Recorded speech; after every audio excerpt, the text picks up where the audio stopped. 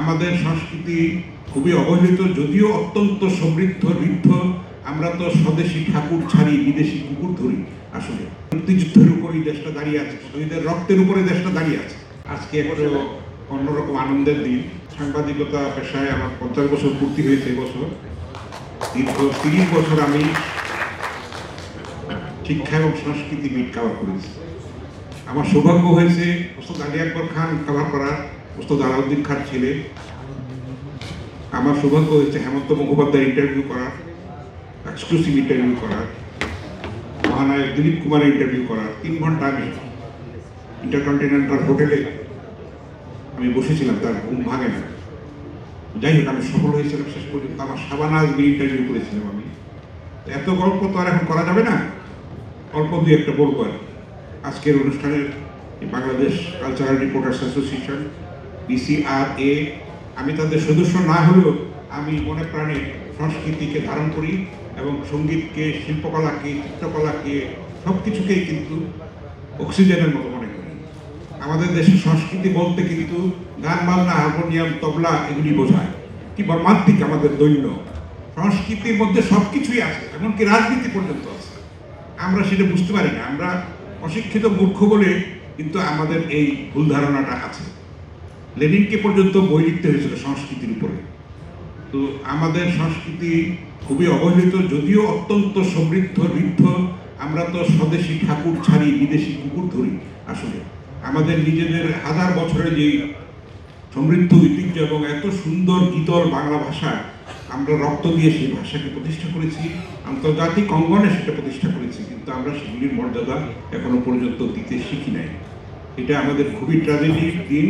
আজকের অনুষ্ঠানে উপস্থিত আছেন আমাদের বিশ্ববরেণ্য সাংস্কৃতিক ব্যক্তিত্ব। আমি জাদু শিল্পী বলে তাকে ছোট করতে পারবো না। তার বহুমুখী গুণ আপনারা জানেন। বীর মুক্তিযোদ্ধা সবার আগে যেটা পরিচয়, কারণ মুক্তিযুদ্ধের উপরই দেশটা দাঁড়িয়ে আছে, শহীদের রক্তের উপরে দেশটা দাঁড়িয়ে আছে। বংশীবাদক, স্কুল শিক্ষক, লেখক, সংগঠক, সব কিছুই। আমার সৌভাগ্য হয়েছে তার একাধিক ইন্টারভিউ করার। এটা হয়তো জুয়েল ভাই বলবেন কিছু। আজকের যে অনুষ্ঠানের সভাপতি, কালচারাল রিপোর্টার্স অ্যাসোসিয়েশনের সভাপতি অভি চৌধুরী এবং সঞ্চালক সাধারণ সম্পাদক দুলাল খান সহ আমার ছোট ভাই এবং আমার নেতা, রাজপথের লড়াকু নেতা, বিএপিইউর মহাসচিব যারা কাদের গনি চৌধুরী, এবং আমার ছোট ভাই, আমি খুবই আনন্দিত, একজন কবি আবু হেনা মোস্তফা কামালের পরে শিল্পকলা একাডেমির মহাপরিচালক হয়েছেন আমার ছোট ভাই কবিরাজ ইসলামী। তার উন্নতিত্ব আমরা আশা করি যে সারা দেশে শিল্পকলা একাডেমির শাখা ছড়িয়ে আছে, শিশু একাডেমির মতো একটা নতুন গতিবেগ সঞ্চারিত হবে এবং কালচারাল রিপোর্টাররা তার সঙ্গে থাকবেন। আমরা একটা সাংস্কৃতিক বিপ্লব দেখতে চাই। হেমন্ত মুখোপাধ্যায় যখন এসেছিলেন 36 বছর আগে, 1989 সালে, আমি তখন দৈনিক বাংলার সিনিয়র রিপোর্টার এবং কলকাতার সাপ্তাহিক দেশ পত্রিকার বাংলাদেশ প্রতিনিধি। দেশ পত্রিকা এতই জনপ্রিয় ছিল, সারা বিশ্বে তখন এটার সার্কুলেশন ছিল প্রায় 3 লক্ষ। প্রবাসী, বাংলাভাষী সবাই সেটা পছন্দ করত। সাগরময় ঘোষ একজন কিংবদন্তি সম্পাদক, যিনি সুনীল গঙ্গোপাধ্যায়কে পর্যন্ত আবিষ্কার করেছেন, আমাদের চাঁদপুরের একটি সন্তান, তিনি সম্পাদক ছিলেন। আমার সৌভাগ্য হয়েছিল সেখানে 5 বছর কাজ করার। তো আমি হেমন্ত মুখোপাধ্যায়ের ইন্টারভিউ নেওয়ার জন্য আমি আগের রাত্রে অনেকখানি পড়াশোনা করে গেছি। ওনার সঙ্গে দেখা হয়েছে আমার দুপুরবেলা ইন্টারকন্টিনেন্টাল হোটেলে। তো সেখানে গিয়ে আমি নানান কথাবার্তায় আমি বললাম যে আপনার তো গানে আসার কথা না, আপনি তো ইঞ্জিনিয়ারিংয়ে ভর্তি হয়েছিলেন, আপনি গল্প লিখতেন, আপনার গল্প দেশ পত্রিকা ছাপা হয়েছে, আপনার বন্ধু সুভাষ মুখোপাধ্যায় আপনাকে গানে নিয়ে এসেছেন। হেমন্ত মুখোপাধ্যায়ের কিন্তু প্রাতিষ্ঠানিক কোনো গানের শিক্ষা ছিল না এবং হেমন্তের বাবা এটা পছন্দ করেন না, কিন্তু পরে যখন খ্যাতি হয়েছে তখন এটা পছন্দ করে।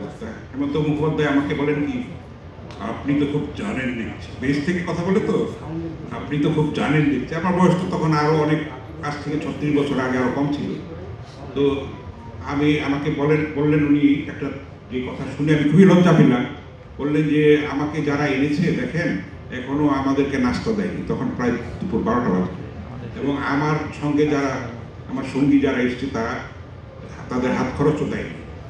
আর আমাকে নিয়ে ভাই তুলেছে একটা হোটেলে, সুন্দরবন হোটেলে তুলেছে, সেখানে লিফট নাই, তখন ছিল না। ওই চেয়ারের মধ্যে বসিয়ে তাকে তুলেছে উপরে। হেমন্ত মুখোপাধ্যায় কিন্তু হার্টের পেশেন্ট, পেসমেকার বসানোর বুকে, আমাদের বাংলাদেশ থেকে যাওয়ার অল্প কিছুদিন পরে মারা গেছে। তো উনি মারা যাওয়ার পর আমি লিখেছিলাম স্বাগতম হেমন্ত, বিদায় হেমন্ত, এটা কাভার স্টোরি, কাভারে সেটা ছাপা হয়েছে। এবং বাংলাদেশ টেলিভিশনে একটা দীর্ঘ ইন্টারভিউ নিয়েছিলেন আমার শ্রদ্ধেয় শিক্ষক, সরাসরি শিক্ষক, বাংলাদেশ শিল্পকলা একাডেমির মহাপরিচালক ও বাংলা একাডেমির পরিচালক, প্রখ্যাত গীতিকার, কবি, গবেষক, বাগ্মী অধ্যাপক আবু হেনা মোস্তফা কামাল বিরাট একটা ইন্টারভিউ করেছিলেন বিটিভিতে। আমি সেটা জোগাড় করে অডিও থেকে ট্রান্সক্রাইব করে পুরাটাই সেখানে আমি দেশ পত্রিকায় ছাপিয়ে দিই। তো হেমন্ত মুখোপাধ্যায়ের কাছ থেকে শুনে আমি বললাম যে আপনি কি এখন নাস্তা করবেন? বলে এখন তো লাঞ্চের সময় হয়ে গেছে। আমি এত অপমানিত হলাম। সন্ধ্যার পরে ইঞ্জিনিয়ার্স ইনস্টিটিউটে অনুষ্ঠান, হেমন্ত মুখোপাধ্যায় আসছেন না মানে ওই রাগে।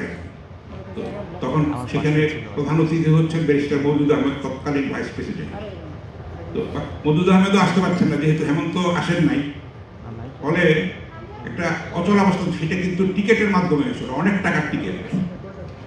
তো যাই হোক, পরে হেমন্ত এসছেন, মওদুদ আহমেদও এসছেন, অনুষ্ঠান শুরু হয়েছে। এক ফাঁকে আমি সামনের চেয়ারে ছিলাম ইঞ্জিনিয়ার্স ইনস্টিটিউটে, আমার সঙ্গে ছিলেন শফিকুল করিম সাবু ভাই, আমাদের সিনিয়র সাংবাদিক, ঢাকা রিপোর্টার্স ইউনিটির সাবেক সভাপতি।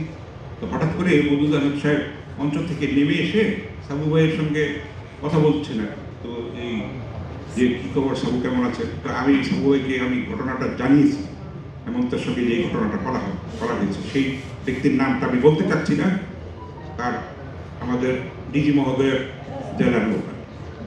আপনারা যারা যারা চিনবেন।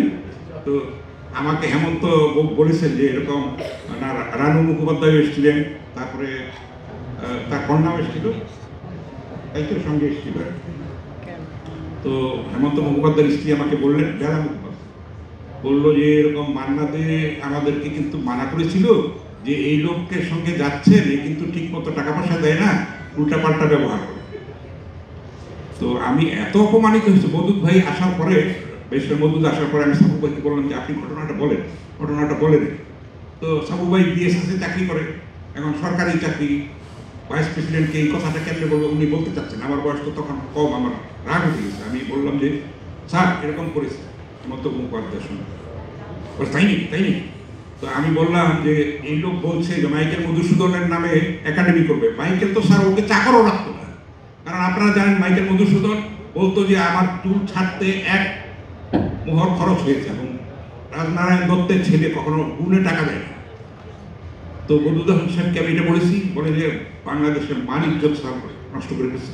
তখন মওদুদ সাহেব বলে যে কি করতে হবে?